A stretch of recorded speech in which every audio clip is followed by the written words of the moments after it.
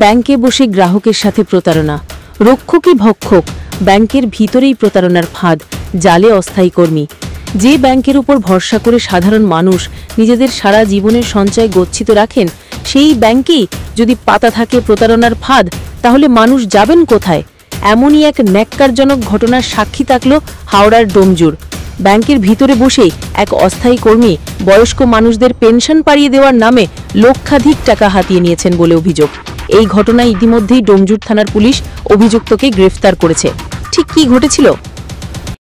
আমার ছেলের নামে একটা জয়েন্ট অ্যাকাউন্ট করি, আর 1 লাখ টাকা আলাদা বললো দিয়ে যাও, আমি তুলে নেবো বলে আমি মাসে মাসে এসে 2000 টাকা করে আমাকে পকেট থেকে দিয়ে দেয়, বললো আপনি চলে যান। এই মাসে এইছি, বললো যে তোমার টাকা 1300 টাকা এসেছে, আর টাকা নেই।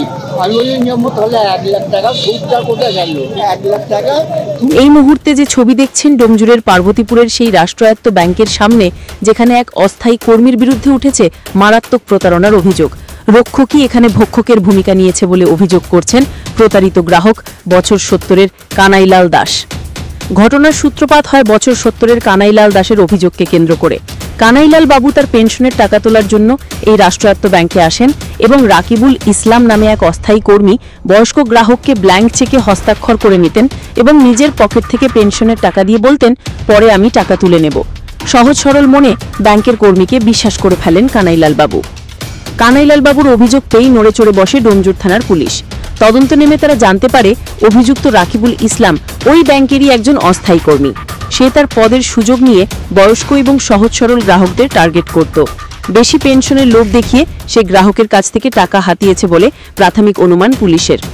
কানাইলাল দাসের লিখিত অভিযোগের ভিত্তিতেই পুলিশ অভিযুক্ত রাকিবুল ইসলামকে গ্রেফতার করেছে। তাকে জেরা করে এই প্রতারণা চক্রে আর কেউ জড়িত আছে কিনা বা আরও কোনো গ্রাহক একইভাবে প্রতারিত হয়েছেন কিনা তা খতিয়ে দেখছে ডোমজুর থানার পুলিশ। এই ঘটনা ব্যাংকের অভ্যন্তরীণ নিরাপত্তা এবং কর্মী নিয়োগের স্বচ্ছতা নিয়ে বড়সড় প্রশ্ন তুলে দিল। এই ঘটনা আবারও প্রমাণ করল যে আর্থিক লেনদেনের ক্ষেত্রে আমাদের কতটা সতর্ক থাকা প্রয়োজন। বিশেষ করে বয়স্ক মানুষদের আরও সচেতন হতে হবে।